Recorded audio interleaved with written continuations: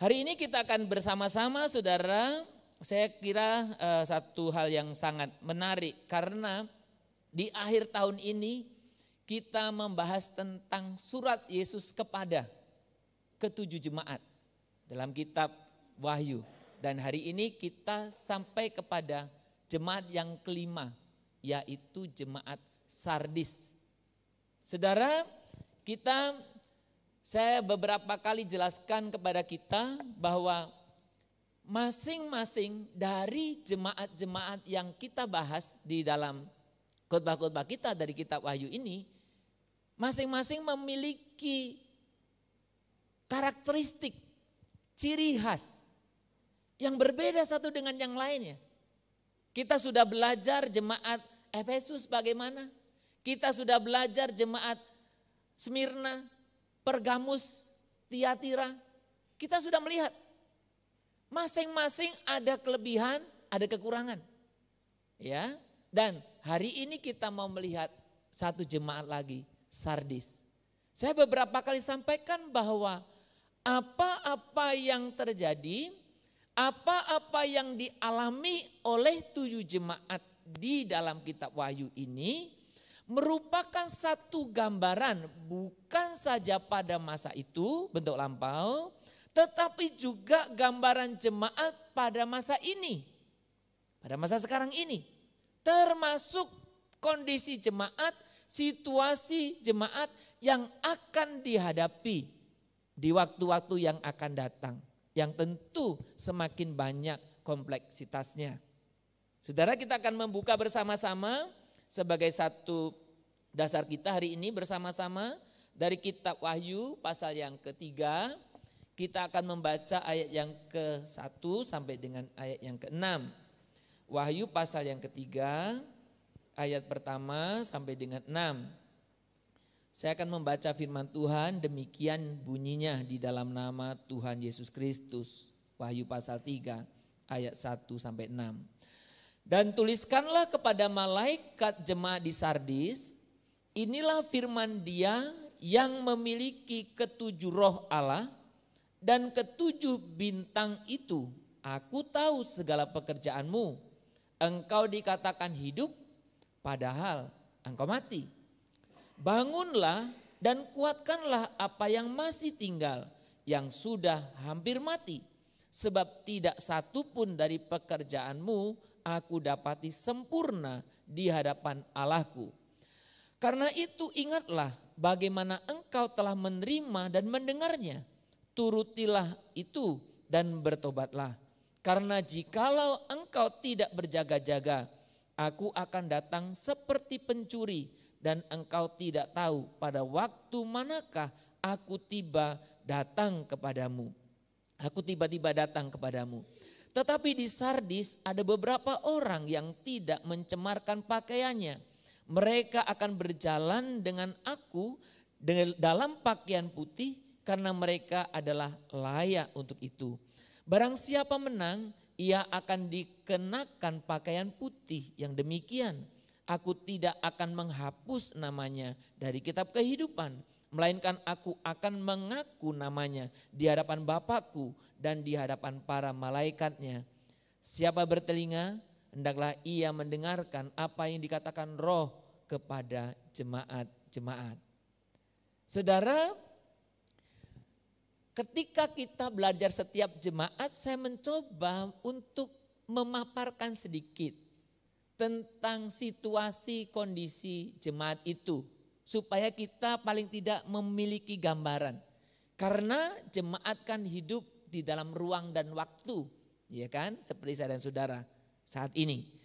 Sebenarnya kalau kita berbicara tentang Sardis ini sebenarnya secara geografis letaknya sangat strategis, kota Sardis.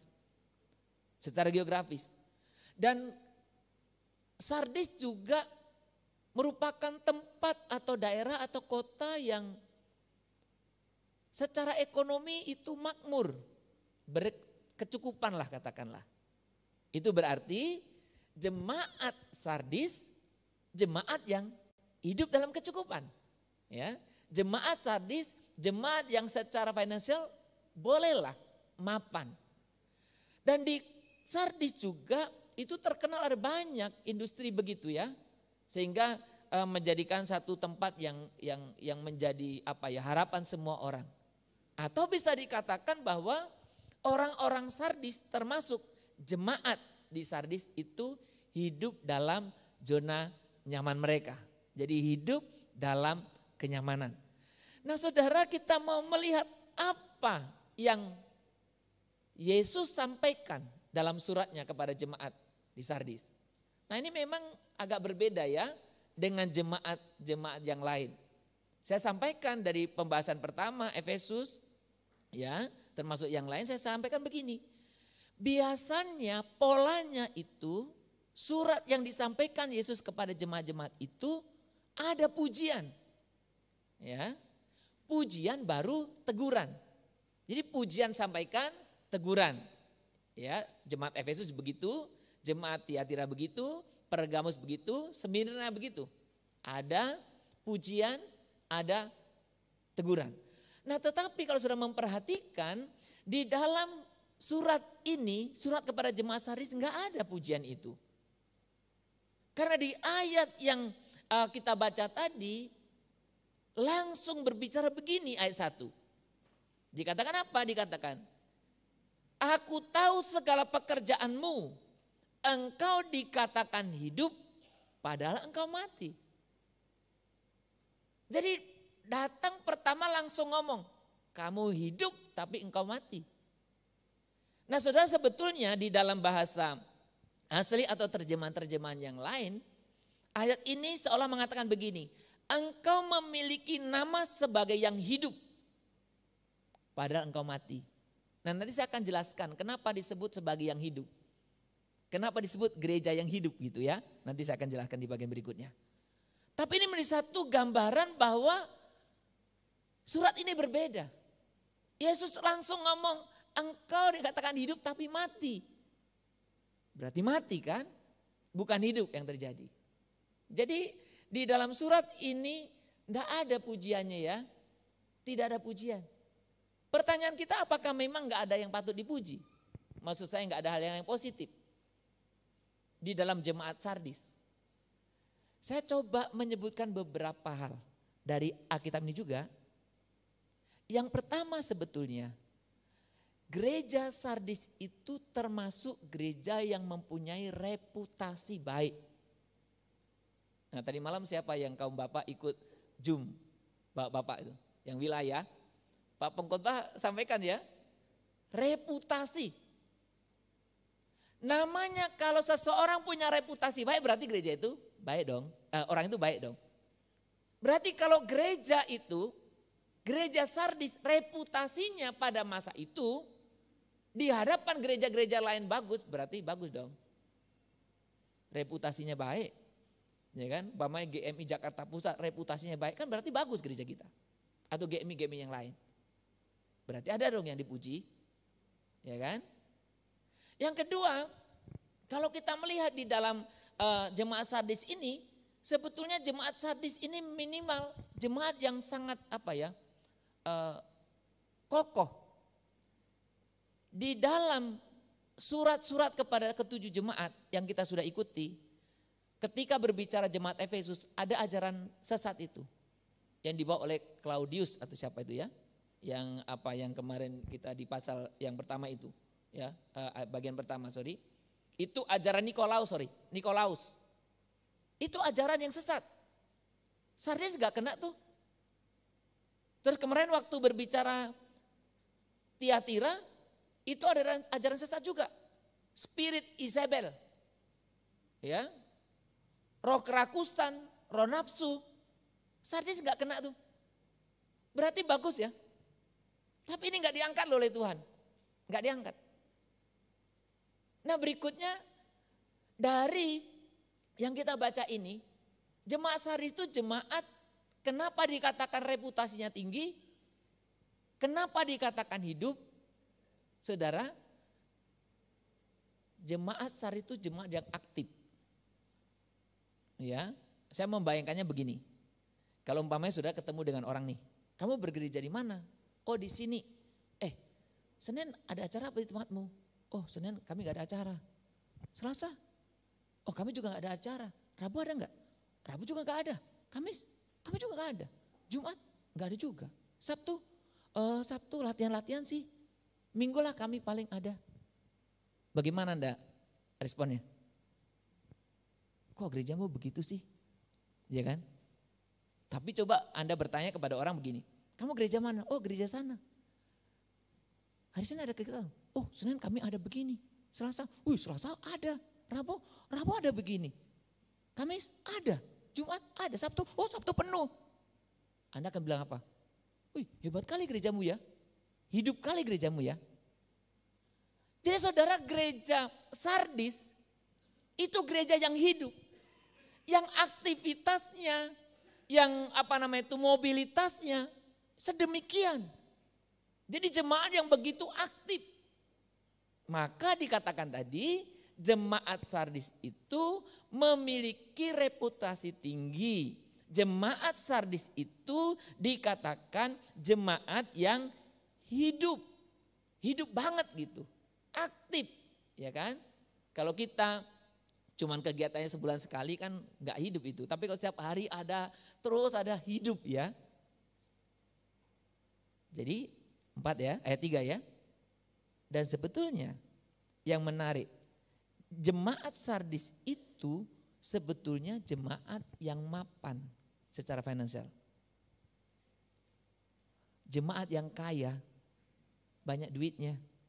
Jadi seandainya jemaat Sardis itu sekarang ada, beli tanah Papua kecil itu. Kalau sahabat jemaat Sardis ada ya kan. Ya. Jadi jemaat yang kaya.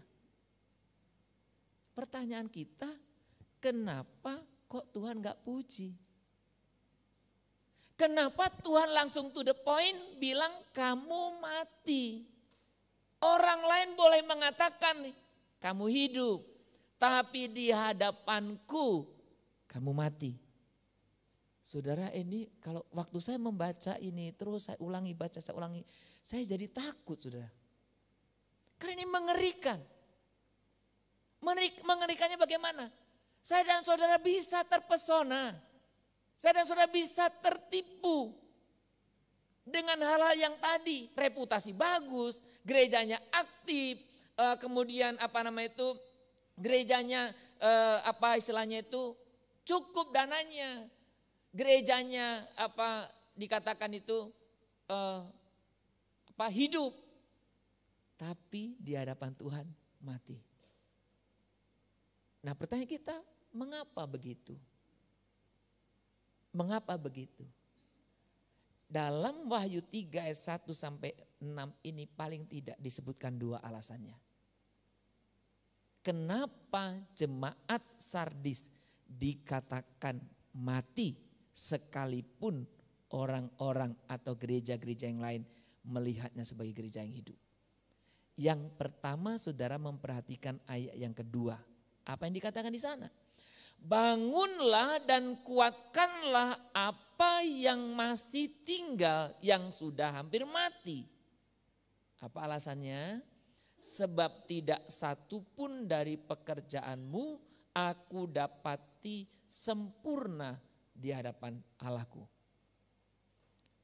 Saudara, kita melihat bagaimana ternyata yang wah-wah itu yang saya sebutkan tadi, dari reputasi, dari kepandaian atau kebijakan, kekokohan menfilter, dari keaktifannya, banyaknya program, dari dana yang besar, dari semuanya itu tidak satu pun yang berkenan di hadapan Tuhan. Pekerjaan yang dimaksud ini bukan kepada khusus pelayanan, bukan. Pekerjaan yang dimaksud bukan kepada sekedar aktivitas gereja, bukan. Kalau di dalam Alkitab baik perjanjian lama maupun perjanjian baru, pekerjaan itu berarti menyangkut kehidupan saya dan saudara. Apa yang saya dan saudara lakukan. Saudara tidak berkenan. Tidak ada satupun yang diperkenan oleh Allah.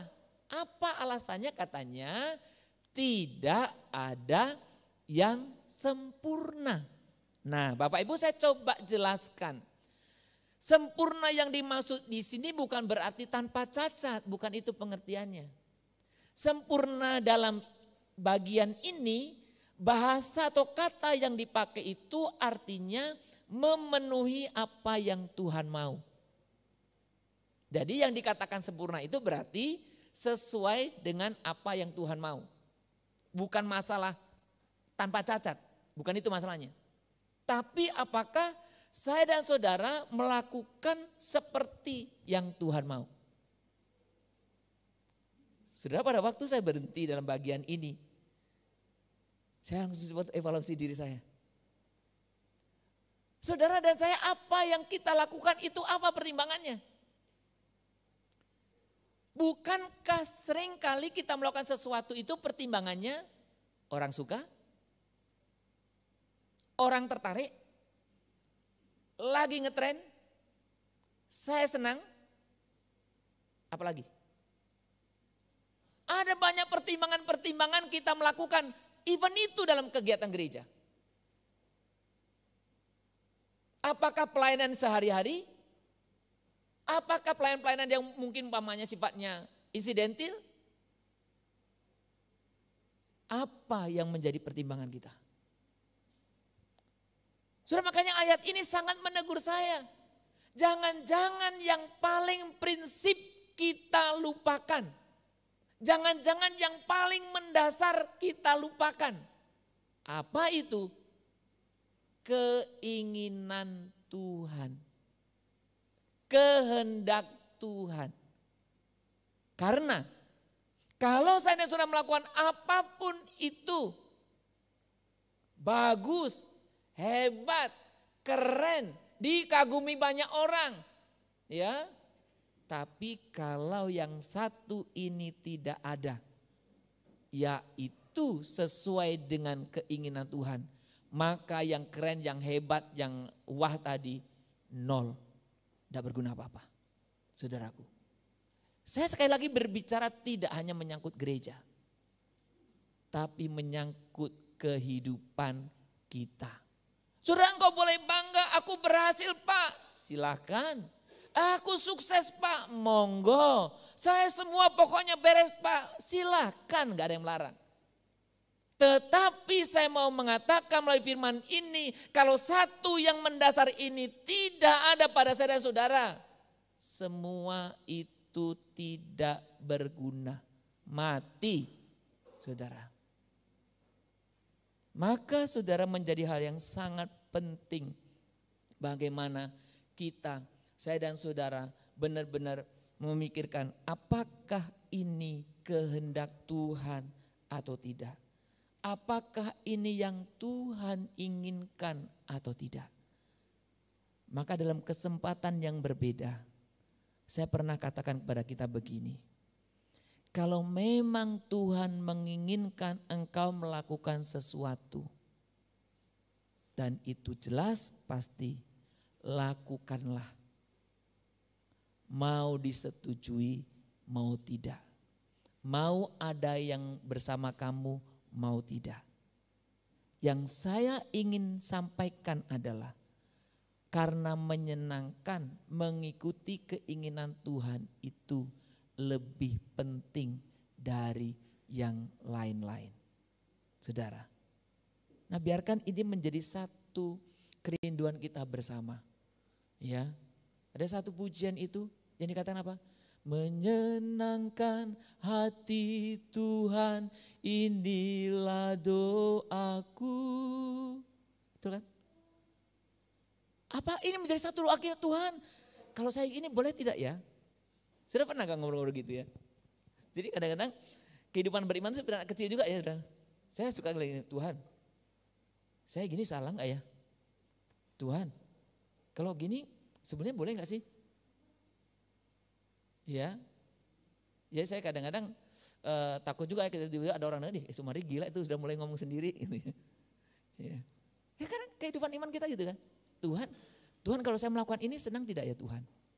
Tuhan kalau saya lakukan ini kira-kira boleh enggak ya? Apakah salah sih yang saya lakukan kemarin? Ini saya melakukan ini. Benar atau tidak ya? Sempurna itu artinya kita melakukan sesuatu seperti yang Tuhan inginkan. Jadi alasan yang pertama itu. Yang kedua, mari kita melihat ayat yang keempat. Apa yang dikatakan ayat 4? Tetapi di Sardis ada beberapa orang yang tidak mencemarkan pakaiannya. Mereka akan berjalan dengan aku dalam pakaian putih karena mereka adalah layak untuk itu. Saudara, kalau saya membuat kalimatnya menjadi negatif, berarti hampir seluruh jemaat Sardis hidup mencemarkan diri dalam dosa. Sekali lagi, kalau saya buat kalimatnya yang negatif, kalian tadi kan kalimatnya positif dalam ayat tadi. Ada beberapa orang katanya kan. Nah, saya buat negatifnya. Berarti hampir semua jemaat Sardis hidup mencemarkan dirinya.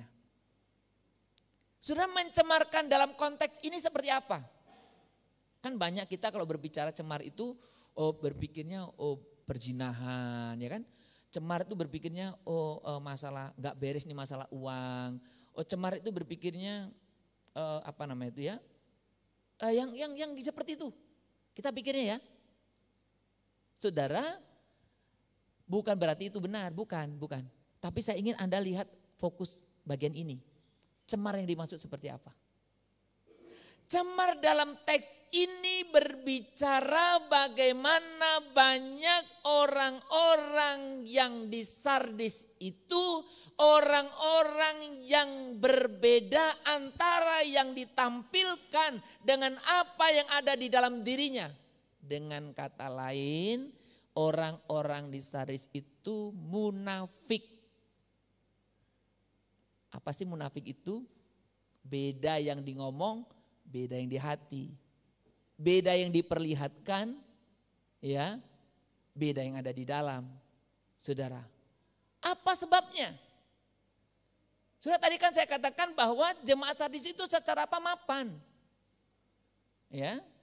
Secara ekonomi mapan. Ada dalam zona nyaman. Sehingga mereka beribadah kepada Tuhan itu bukan betul-betul bergantung kepada Tuhan. Ibadah kepada Tuhan itu bukan betul-betul karena menghormati Tuhan, bukan. Karena mereka sudah nyaman kok.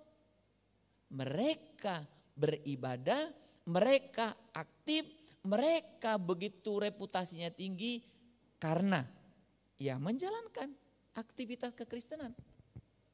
Itu munafik, saudaraku. Jadi munafik bukan sekedar apa yang kita pahami selama ini ya. Munafik ini lebih berbahaya. Karena kelihatannya gak salah apa-apa kok. Itu urusan pribadinya. Bukan. Ini urusan kita. Saudara, salah seorang pernah melakukan penelitian.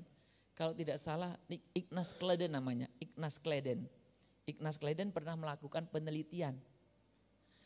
Penelitian itu kepada orang miskin, kepada orang kaya, kepada orang yang di tengah-tengah. Ya kan? Miskin enggak, kaya enggak gitu ya. Jadi saya ambil hasilnya yang terakhir aja ya. Karena ada beberapa hasil tapi yang salah satu ya hasil yang dia sampaikan adalah begini. Kalau orang yang hidupnya mapan itu susah dia untuk hidup sungguh-sungguh dalam iman. Penelitian ini ya, ada beberapa yang ditanyakan sih ya, tapi dari kesimpulannya, orang yang mapan itu berkecukupan, iya kan? Mungkin doa pun udah gak sungguh-sungguh lagi ya. Tuhan berikanlah kami pada hari ini makanan kami yang secukupnya. Tuhan makanan kami sudah banyak banget ya. Gimana bisa ya? Beda ya dengan kita pun, aduh dompet tipis ya kan. Makanan pun di kulkas kayaknya tinggal cukup 2 hari. Mungkin doanya masih serius ya, kayak tadi doanya masih sungguh-sungguh lah ya, yang gitu. Tapi kalau yang sudah berkecukupan, berikanlah kami pada kami hari ini makanan kami secukupnya. Udah cukup banget. Jadi susah kata-kata Ignaz Kleden ini dalam penelitian itu. Susah. Jadi saya waktu menggumulkan dengan ini, oh ya juga ya. Maka jemaat Sardis ibadah sih ibadah, rajin-rajin. Tapi tanpa roh. Tidak ada spiritnya. Dia ibadah sih berdoa tapi gak ada bergantungnya secara pribadi dengan Allah. Iya kan? Kita berdoa. Tapi pertanyaannya apakah ketika engkau berdoa engkau betul-betul berserah kepada Allah? Dua hal yang berbeda. Anda berdoa, ngomong, dengan Anda betul-betul secara dari hatimu itu betul bergantung dengan Allah. Munafik di sini berarti apa yang saudara lakukan tidak saudara barengi. Apa yang saudara lakukan tidak dibarengi dengan apa yang ada dalam hati kita. Ya kan? Kita umpamanya, saya salah satu lagu yang saya senang itu sebenarnya Suci-Suci. Ya, jangan diplesetkan ya. Ada orang plesetnya jadi susi-susi, bukan suci. Sudah kalau nyanyi suci, suci, suci, Anda percaya bagaimana? Maka saya sering bertanya, apakah kita ketika datang ke rumah Tuhan ini, atau apakah ketika ada di dalam rumahmu masing-masing, ketika engkau katakan engkau menyembah Tuhan, itu betul-betul engkau menyembah Tuhan dari dalam hatimu. Suci, suci, suci, Tuhan Maha Kuasa. Saya dan saudara siapa?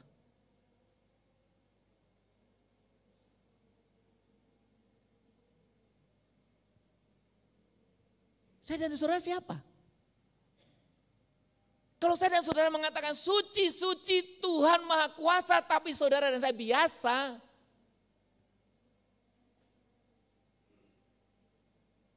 Saudara, kita jangankan berbicara Allah yang Maha Kuasa. Kita berbicara orang berpangkat saja. Kita ngomongnya gak berani tegak begini. Udah gini, ya Pak. Gak berani tegak, saudaraku. Yang saya sedang tantang kita adalah, apakah ketika engkau datang kepada Allah, engkau betul datang dari hatimu? Karena ini yang menjadi persoalan jemaat Sardis. Datang kepada Tuhan, tetapi tetap hatinya tidak di sana. Maka dikatakan kesalehan yang dimiliki jemaat Sardis, kesalehan yang palsu. Kesalehan yang palsu itu biasanya hanya berbicara supaya dilihat orang. Kesalahan yang palsu itu biasanya bagaimana kita berusaha menutupi ketidakbenaran. Kesalahan yang palsu itu biasanya bagaimana kita berusaha memperlihatkan kayaknya kita benar. Yang Tuhan lihat bukan hanya yang di luar. Yang Tuhan lihat di dalam hati kita juga. Ya, kadang orang suka terbalik ya. Gak apa-apa Pak, yang paling penting hati saya begini. Ya. Enggak, hati dan luar itu harus sinkron. Ya kan? Yang kelihatan dan yang tidak kelihatan harus sinkron. Itu namanya integritas kan? Integritas kan keutuhan itu. Tuhan tuh ingin kita berintegritas. Utuh. Yang kita lakukan, yang kita ada dalam hati, yang kita pikirkan. Nah ini jemaat Sardis ini jemaat yang munafik. Yang dilakukan apa, hatinya apa? Saudara, jadi ketika kita berbicara tentang jemaat Sardis, menjadi sebuah koreksi bagi saya dan saudara. Di dalam atas itu saya tulis, aktif dan sibuk melayani belum pasti berarti rohaninya hidup. Aktif dan sibuk melayani belum pasti rohaninya hidup. Berarti bagus saya dong Pak, nggak aktif rohani, nggak aktif, bukan itu hari ini fokusnya.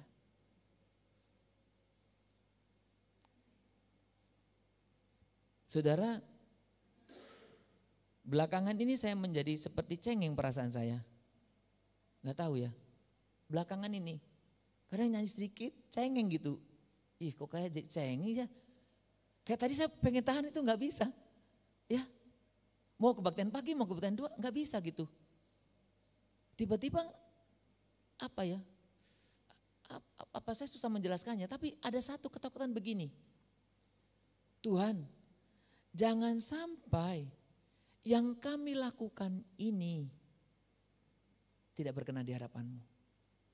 Karena semua nol besar, sia-sia.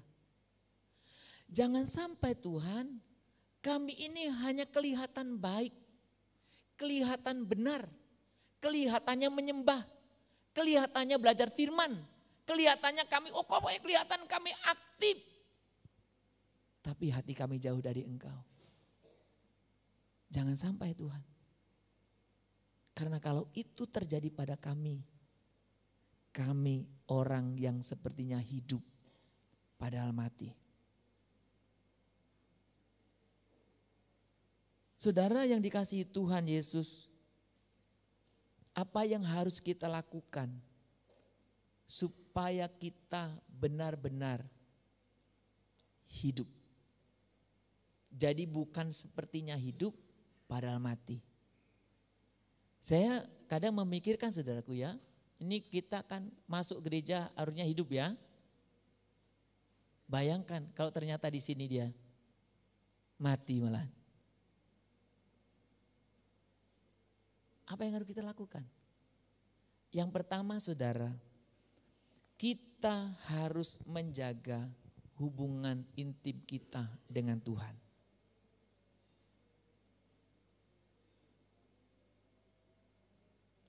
Tadi malam kami di P3MI membahas tentang hold on together. Bagaimana kita bertahan bersama. Bertahan yang saya maksud dalam topik itu adalah bagaimana kita tetap ada di dalam Tuhan dan kita bisa eksis sebagai orang percaya. Memang ada 3 yang kami bahas.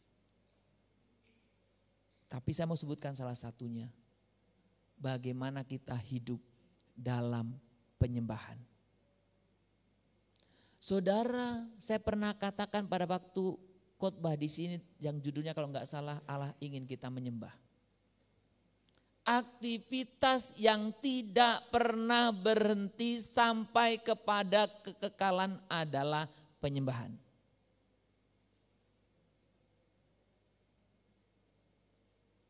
Yang lain berhenti, misi berhenti, ya. Apalagi?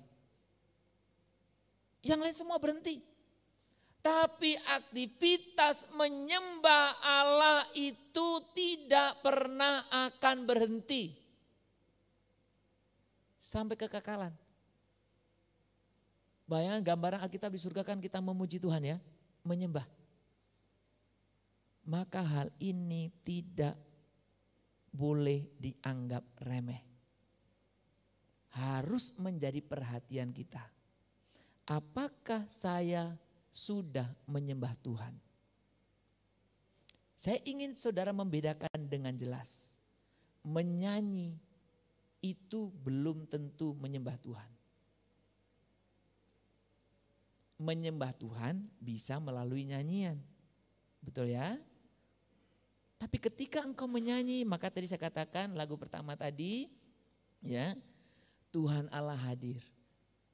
Tuhan Allah hadir. Pada waktu saudara Tuhan Allah hadir, yang saudara alami apa? Nyanyi? Atau sedang Anda diteguhkan Allah hadir nih di sini? Karena kan dikatakan apa? Hai sembah sujud di sini. Anda mengalami itukah? Atau menjanjikannya? Karena ini yang dicela di jemaat Sardis. Menyanyi tapi tidak mengalaminya. Aktivitas rohani tapi tidak ada rohaninya. Maka membangun keintiman dengan Tuhan hal yang sangat mendasar. Yang itu harus Anda latih. Budidayakan. Di cultivating lah ya, dibudidayakan. Terus latihan. Ya, saya tak henti-hentinya mengajak saudara. Ayo latihannya doa malam. Ayo latihannya apa? Doa pagi. Pak, saya pagi nggak bisa, ya udah agak pagi. Pak, saya agak pagi nggak bisa, ya udah agak siang. Pak, agak siang nggak bisa, ya udah siang banget. Ya, Pak siang banget juga nggak bisa, jauh sudah sore. Kapan Anda bisanya? Terserah, nggak apa-apa. Kan di YouTube kok. Maka doa pagi kita rancang sederhana. Ada penyembahan sedikit, ya kan? Doa apa firman dan doa. Ayo latihan. Kerinduan saya satu. Saya dan saudara betul-betul diperkenan oleh Tuhan. Tidak ada yang lain. Saudara, ayo latihan. Karena membangun hubungan intim dengan Tuhan itu harus dibudidayakan. Yang kedua, bagaimana kita bisa tidak dianggap mati, ya, atau tidak mati dalam konteks jemaat Sardis ini, hidup dalam pertobatan dan terus melakukan kehendak Tuhan. Kapan bertobatnya? Hari ini. Kalau kita Wahyu tadi katakan apa? Bayangkan Yesus datang hari ini. Yesus datang tiba-tiba katanya tadi, seperti pencuri.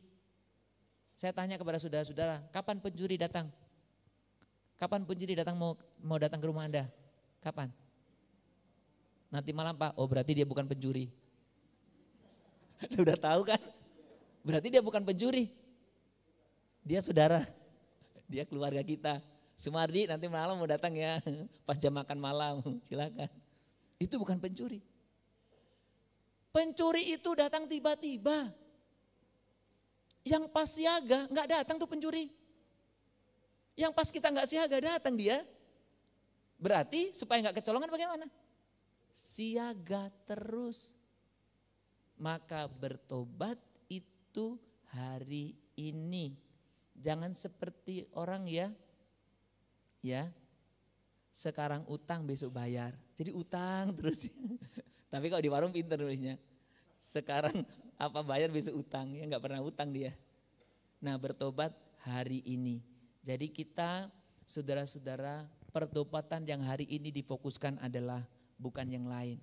Tapi bagaimana kita ada kesesuaian antara tindakan kita, apa yang kita ngomong, apa yang kita ucapkan, yang kita lakukan dengan hati kita. Menjadi orang Kristen yang integritas dalam pengertian yang tadi ya bukan yang munafik. Saudara, bagaimana gereja kita? Bagaimana kita? Ya. Bagaimana gereja kita? Bagaimana kita? Di dalam ayat 2 tadi ada istilah bangunlah. Ayo kita bangun. Kita bangkit. Kita sadar. Karena orang yang tidak sadar biasanya melakukan apa? Di pikirannya apa? Ya. Tuhan ingin kita bangkit, kita sadar. Kiranya Tuhan boleh menolong kita, memberkati kita, sehingga kita menjadi orang yang sungguh-sungguh hidup. Bukan kelihatannya hidup, tapi mati. Kita ingin menjadi orang percaya beneran. Bukan orang Kristen zombie. Zombie tahu ya zombie? Ya, jalan tapi mati. Enggak, kita ingin menjadi orang Kristen yang hidup. Mari tundukkan kepala kita.